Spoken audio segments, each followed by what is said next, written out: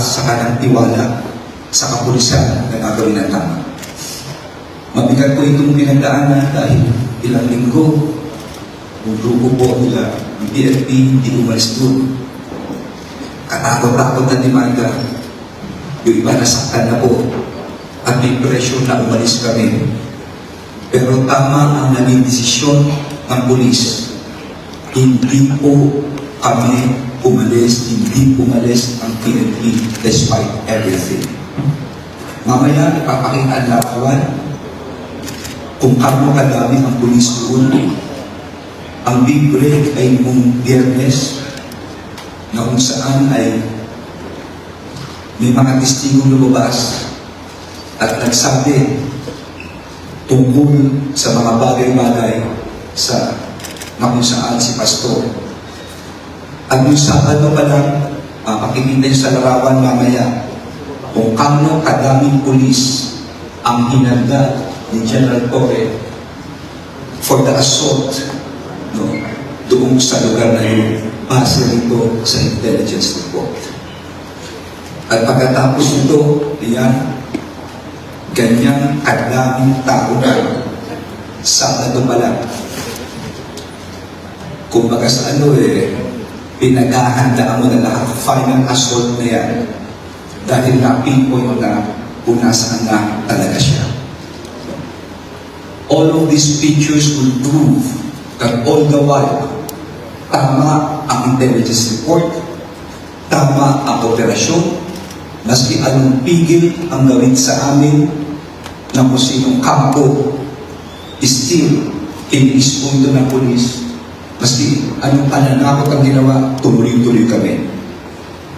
And the rest is history. At this point,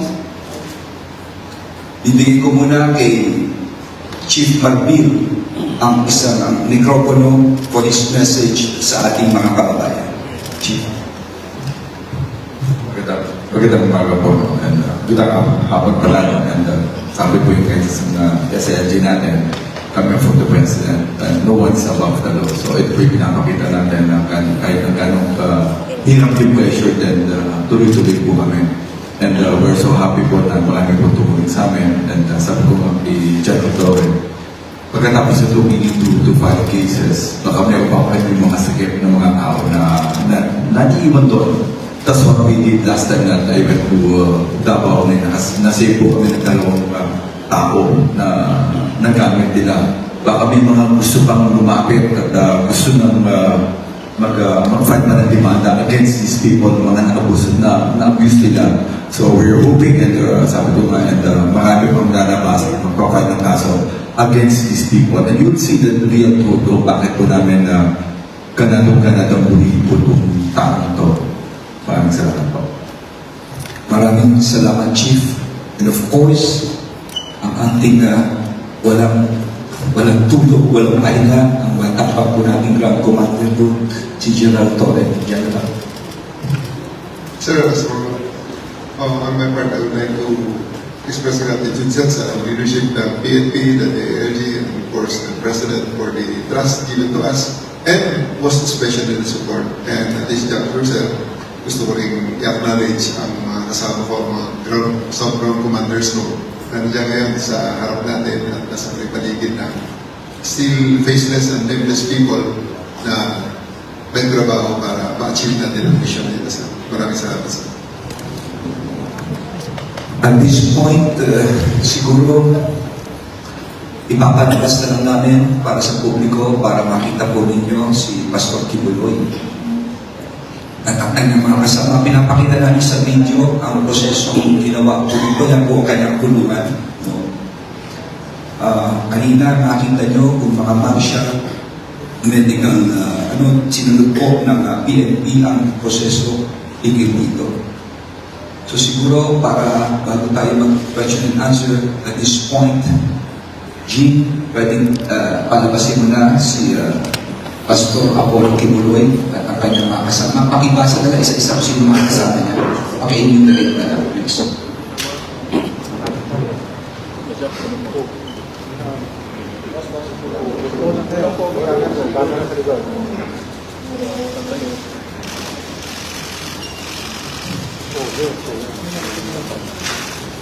Pastor Apollo C. Roy, Jacqueline Roy, Vicente Canada Ayasente,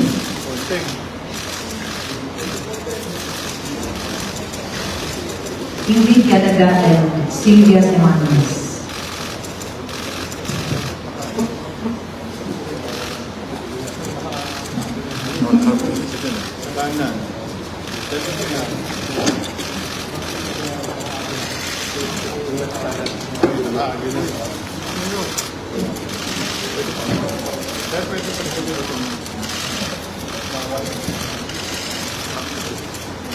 Okay? Okay na po. Pagkinalas na lang, Chief, please. Thank you. Thank you very much.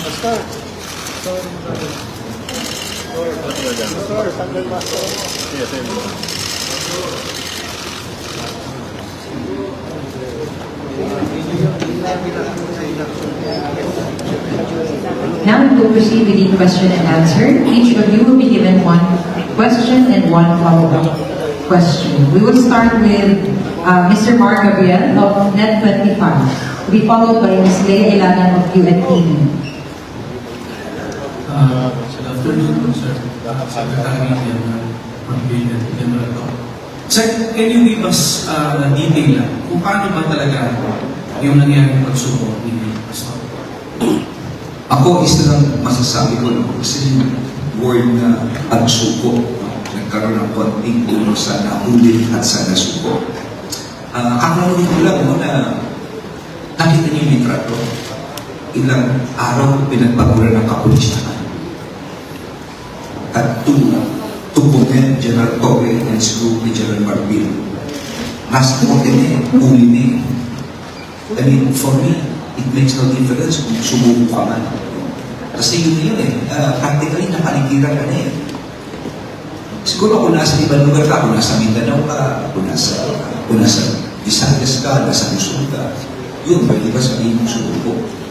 Pero kung nasa isang lugar ka na nakapaligiran ka na ng pulis, at doon ka rin nakakuha, halos yun And I explained it as dito sa Philippine staff, nakalagay ko rito yun, malinaw. So, yun po ang sa akin. To give you a detail of what actually happened, probably I could give you General Marbil, okay? General Torre. Gusto ko nila i-detalye yung nangyari ng araw na yun. Nick, siguro, you can give the details.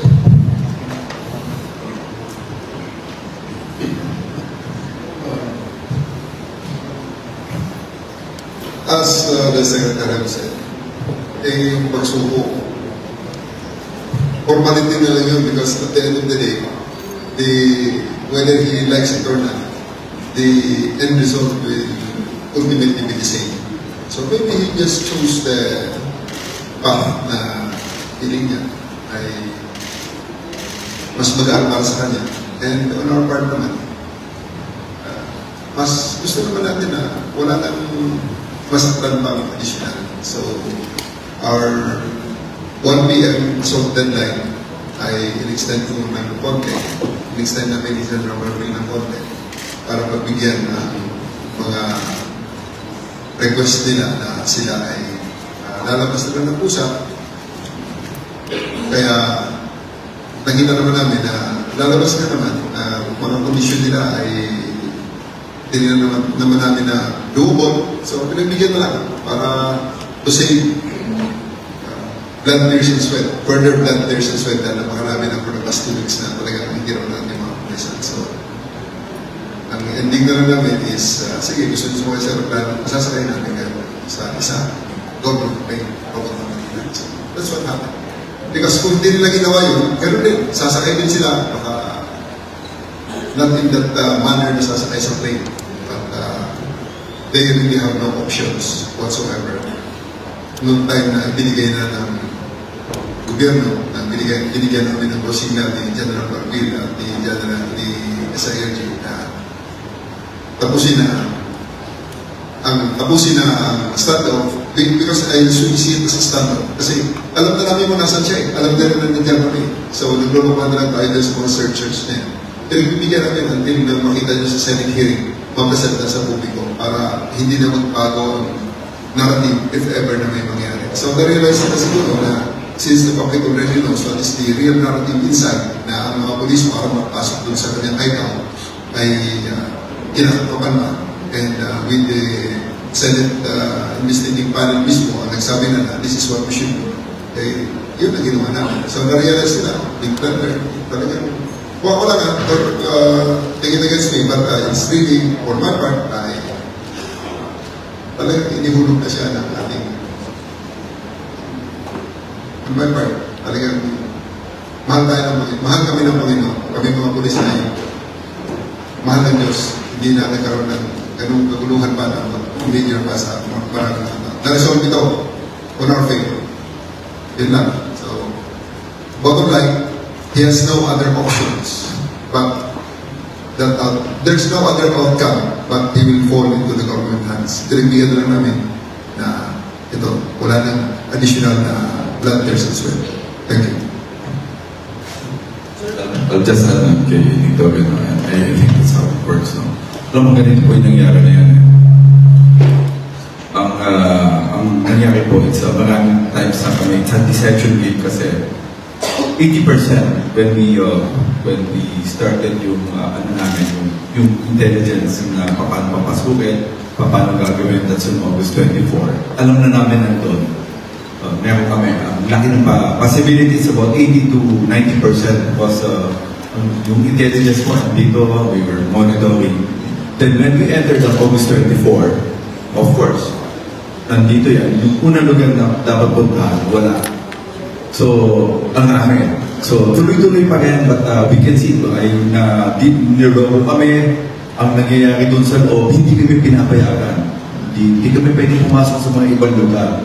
Then we have to, kung malapit na kami doon sa lugar, tatawag na naman yung katawag niya, na sasabihin, sige, magsusurrender, may surrender filler, ang doon talaga, paulit-ulit yan. And, tas they file a case, then of course, ninanahabol kasi namin yan. Dapat, why August 24? Because we know, on September 1, that's September 1 to, that's a 1 week, that's a KOJC celebration. And that's yun ang pinakamagiging problema namin. Once pumasok ang tao dyan, and we are 80% sure na ito yung tao, baka hindi natin makita maitakas sa tulad. Ano itatakas sa level nila? That's the problem na nagkakaproblema kami. Itatakas talaga lang. Kaya you know what happened September 1, I will not go into details. Alam niyo ba bakit? May pumasok doon, may gano'n. And sabi ko kay Nick, i-monitor mo yan. Baka malusot lang tayo dyan.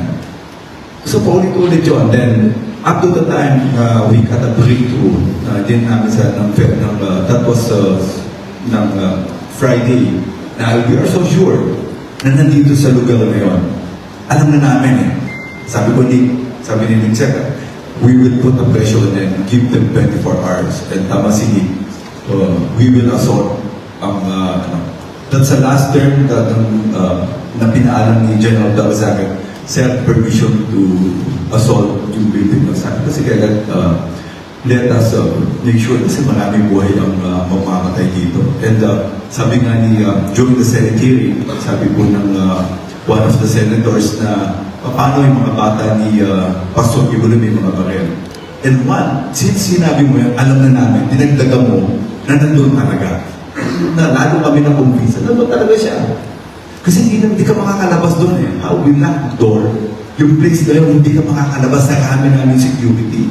We put two directories there to make sure na talagang Guadjado ay as General Alinsangan na ang trabaho mo lang is really to make sure na yung KOJC nakalakin. Walang papasok o nang lalabas na hindi namin alam. Then, of course, doon po yung sa intelligence natin to really gather the people, talk to these people kung sino magsusurrender. Kaya yung last week, Sunday, may dalawang nagsurrender pa eh. Kaya nga sabi ko kay General Torre, tignan mo pa kami mga kaso pa tayo ma-file against these people. Kasi may mga tao pa doon eh. Remember, General Torre mentioned about 3 or 4 days before this act of surrender that they so many kids. Marami pa nakikita eh. So since marami kami nakikita, may mga butas kami na hindi pa namin nakikita. May mga lugar na hindi pa namin nakikita. Of course, if you see we use different equipments, we use yung penetrating radar, we use a sonar. Up to now, of course, we know, meron pa mga hiding place. Kasi since nakikita niya na napipin down siya, pin down talaga yun eh. Yes, nothing to, wala na siya pupuntahan. Sa sobrang namin ng ano natin, and we're kasi seryoso talaga si Victor Mendoza. Sabi ko, Nick, ito na to make sure meron mamatay. Pero ano na, tignan natin basta walang bata. Mayroon kasi pagkabata may tinamaan eh. Iba na story na kahit na maganda yung operations mo, pero pag may namatay yung inosente, it will go na lahat. And the guidance for President is to make sure that we follow yung human rights. Yun yung kailangan namin. So sabi ko, we have to inform yung na talagang itong guidance ng Presidente natin, human rights. Preserve human life natin. So yun na po, ito po yung katotohanan. It's a game of deception. It took us about 16 days, but at the end of the day, with of course yung guidance sa SLG, you have to inform SALG, sabi nung namin sa SALG, talaga it's a really good, it's a real pressure sa atin na talagang, make or break it, but we're so sure. Sabi ko nga, before we enter that, we are 80% nandun talaga siya. 80% from the time that we monitor ng June, from the time we started there, yung June 10, alam na namin doon, and there's no movement, pinagkaaralan po ng intelligence sa atin. What makes us harder is yung buwan lang talaga ng tao. What will happen pag kami tinamaan? So, eto na po. And we're so happy talagang ang galing po ng Philippine National. Of course, the president's well informed kung ano po yung nangyayari. And guys, talaga na to make sure talaga na ma-implement to. Walang above the law. Yun ang po yung gusto natin. So, yun na po. Maraming salamat po. Chief, hindi totoo yung version nila na parang galing outside si Pastor na sumuko sa loob. Ako, ganun outside, pumasok. Kwentong kutsero yun. Alam niyo kung bakit? Nasa labas ka na, di tumakas ka na. Ang tagal yung sinasabi, hindi siya mapapahuli, di ba? Okay, pangalawa, nasa loob ka na, papasok ka pa ulit, dito ka naman surrender kung nasa ka man. Why do you have to go inside? Di ba? At pangatlo, nakahuli siya doon mismo sa loob. Ang isang PNP na kasama natin, si aking PNP dito, pinasok siya doon at nung palabas, sila, pinatabi na lang namin yung mga pulis so that they could get out. Okay? Yun ang nangyari. It was the PNP, doon siya sumuko. So, these kind of things are, they're just laying the basis that he surrendered that. But it's, sabi ko nga, kwentong kutsero ito, huwag tayo maniwala dyan. At ito lang ang babala ko. With all of these things na nangyari, I'm sure someone should be guilty of obstruction of justice or harboring, concealing, someone who is wanted and brought to this warrant. And let me remind you of PD 1829, obstruction of justice. Ang sinasabi, any person who knowingly, willfully obstructs, impedes, or frustrates or delays the apprehension of suspects and the investigation and prosecution of criminal. And of course, letter C, harboring, concealing, facilitating the escape of any person he knows or has reasonable ground to believe or suspect has committed any offense under existing penal laws. And letter I, giving of false or fabricated information to mislead or prevent the law enforcement agencies from apprehending offender or from protecting the life or property of the victim, or fabricating information for the data gathered in confidence by investigating. So, I'm sure maraming papasok dito. Bakit? Sabi nga ni Chief, marami paninlang na ginawa. Pangalawa, ang publiko mismo ang testigo rito kung paano ilang beses kayo pinigilan si General Torre. Marami. So I think, pabalik ka rin ko ngayon ng tanong.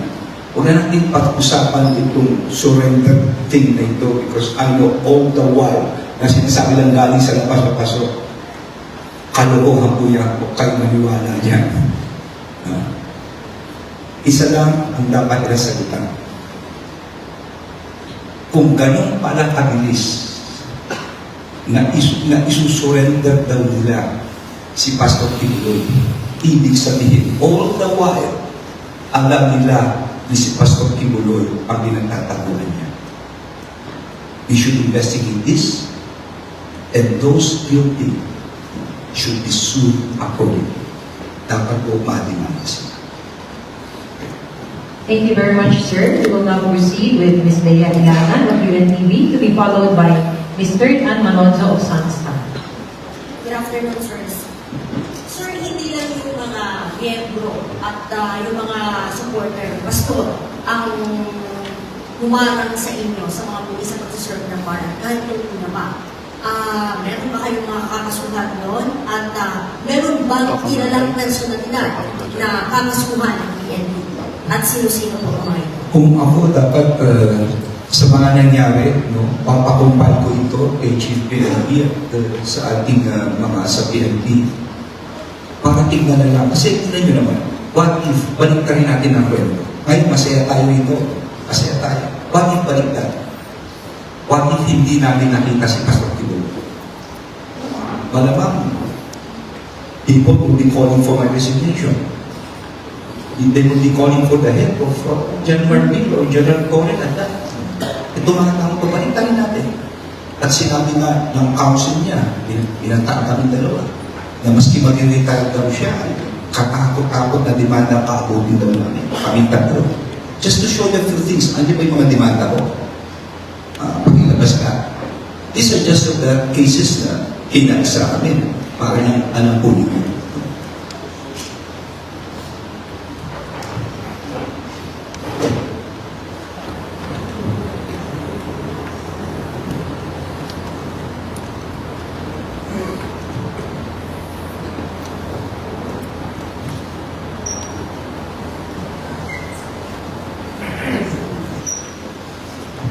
Okay. Ito yung pinag sa amin, no?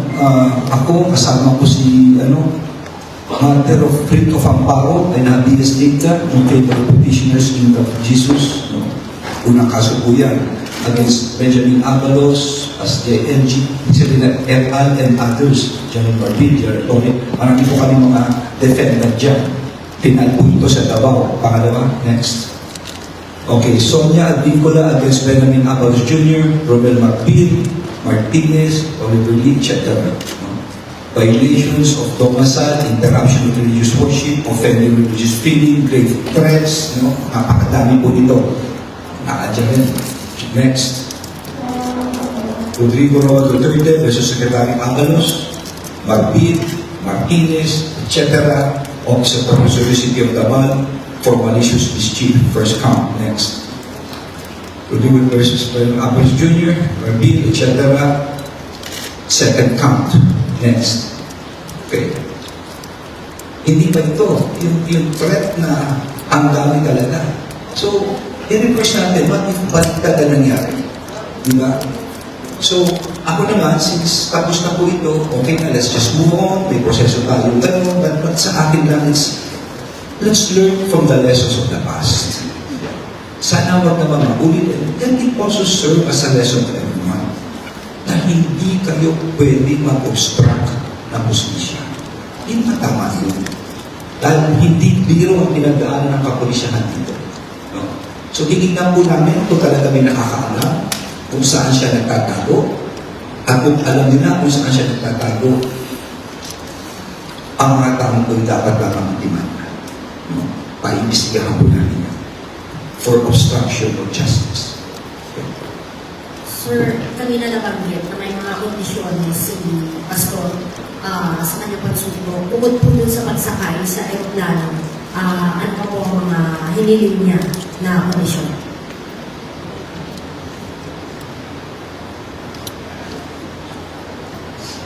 Natatawa ako. Pero wala akong alam ha. Mabaya ako na si Chief magsabi. Ano sabing kondisyon? Dalawang condition niya.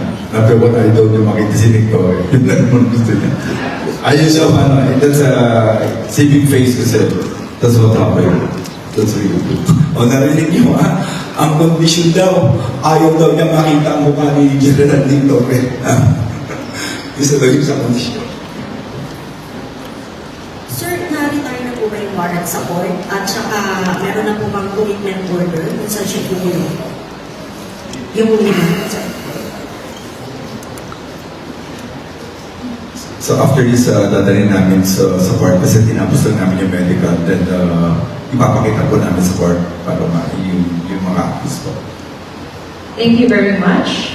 We'll now proceed with Ma'am Ferdat Manlonzo of Sunstar, to be followed by Mr. Alfred Allison of People's Journal. General Warren. Sir, kahapon, kagabi may binanggit kayo na from the hangar, may tumawag sa inyo, napadaanan na lang yung siyang nasasakyan. Is it true, tama ba kung nasa hangar siya or saan ba talaga siya nagtatago doon sa loob ng POJC Compound? The last night I was not authorized to speak about. So sa ngayon, nandito na ating Chief PNP and the DIRG Secretary giving me the authority na to them. Doon talaga sa Bible School. Okay? Sa Bible School, formal name nun is ACQ College of Ministry. At yun ay aming nasunod na for the past how many days. Pangatlong hearing, sa Senate hearing on Friday, pinakita ko na yung floor plan kasi ayaw nga kami bigyan ng OBO ng Davao City, option building official, for whatever reason. Hindi ko na question. So, ayaw ko namin makita. So, lahat kasi ng mga rooms ng mga buildings, first day hindi ko namin ikot. Kasi hindi ko makakuha ng floor plan. So, ikot. Punta sa aming operational matters na ito. Ganun na gagawin din naman namin sa future ko pa nagkataon. Hindi ko namin. So, we can have a sketch of the whole layout ng building. So, nakita namin na dinyaran namin and then on Friday, nung Senate hearing, pinakita namin. And then sinabi ni Senator, ng Senators doon, ito na nga. Lahat. Although, siyempre, sinabi namin ang lahat ng aming alam ng mga buildings para hindi naman makakala niya. Pero, to some extent, nalalaman at nalalaman nila, nararamdaman nila. So, Saturday morning, after ng Senate hearing, Major Binao, alam na nila na support na sila dun sa College of Ministry. So, pinaligiran namin at siniguro namin kung kalabas. Dapat ang assault is 1 o'clock noong Saturday. But in-infer namin in deference to the bar. May klase kasi may bar ops kasi ang GMC. Sige sir, pagbigyan nila sa usapan. Next morning, sabi ko, nakita na nila, nagtatanong bakit ang daming police. Ito na, meron kaming naka-recording at narinig nila yun. Mga taga-KOGC, hahanapin na namin si Pastor Kibuloy, our way. Because for 2 weeks, it's always your way. O, sabi sa amin dito sa Senate hearing, lahat ng papasok ay hindi dapat na walang armas. So, armado, SWAT, SAF ang ilalagay namin. So, I placed all the 500 SAF on that building and 500 RMFB SWAT in the JMC. Supposed to be simultaneous. So, nakita na rin build-up na yun eh. So, alas 10, nakarinig na kami ng feeders. So, tumawag kami sa headquarters dahil high level ang nagiging feeders ang negotiations. So, sige sir, i-hold ko hanggang alauna. Ang alauna ko na assault is hold natin hanggang alas 3. So, yun. Other sets of things transpired sa negotiations na until na makarating na aeroplano, pinsakay namin sa aeroplano, pinulipad ko mga Manila. Natapos sa in the middle of all those things, talagang may duda rin kami na baka kami ay being taken for a ride. Dahil una, yung mga other circumstances na parang hindi mo confirm. Like, schedule ng aeroplano, nasa aeroplano, mga ganon. Every time, makikita nyo sa mga videos, sa mga feeds ng mga independent media, kasi nagpapasok na ng independent media for the first time at KOJC. Dahil alam nila na hindi na kaya ng SM9 yung ng propaganda, at ito ay totohanan na magkakasakitan pa nagkataon. So, pumasok ang interview, makikita nyo na alas 3, 2:45 actually, tumayo na lahat, ready for assault. So, nakarinig naman ako ng tawag. Sandali lang. Pakintay lang. At tapos na lang. Wala kang aeroplano. Wala akong nakikita ng aeroplano rito. In 30 minutes pa, wala kang aeroplano na ipakita sa akin or kahit na flight directive or whatever ng kung ano ng plane. Tutuloy ang assault ng alas 3:15. Magbibigyan ko yung alas 3:15 another 15 minutes. So, narin-receive ko yung confirmation ng aeroplano. Ngayon, dapat alas 6 darating. So, pinaredy ko 5:30. O sige, 5:30. Ready. Tayo na naman ng mga tao, nakita niyo yan. Nakakita ng mga local reporters niyo. Ito naman, ready na naman ng mga police. Ready for assault. 15 minutes before, ready for assault. Kasi, pag alas 6, kasi iniisip ko talaga, kinakatakutan namin dito. We're being taken for a ride. Pagdating ng Lunes, kung anong mga legal processes na naman ang i-block sa amin, hindi na po pwede yun. Masyado ng sayang, napakalaki na maging damage sa part ng government. So, tinapos na. So, nag-land ng aeroplano, nag-transition na kami sa prisoner transport. Dahil I really demanded that 30 minutes before the landing of the plane, dapat makita na siya ng aking representative. Ayaw lang makita. So, sige, I will send the representative. And that was one hierarchy officer together with my other command group na nandito. Nakakita. I just don't know if they want to be identified. So, nang makita na, medyo kalmante na kami. Kaya, prisoner transport, nakita nyo, nilid ng pagsayo ng patrol car, ang convoy, at paglabas ng hangar, dahil kung dumaan sila sa main road, hindi tayo pwede dumaan sa main road. Dito kayo sa loob ng airport, bubuksan natin. And then, everything just fell into place. And ito na, na-resolve na peacefully and successfully. Thank you. Thank you very much, ma'am. And our apologies, but we will be entertaining last question from Mr. Alvin Dalizon of People's Journal. Sir, question lang po. Pero mga reports na some insiders, particularly female members of the KOJC, acted as tipsters ng PNP para matapos ng operation ito. Can you confirm that info and what motivated them, sir?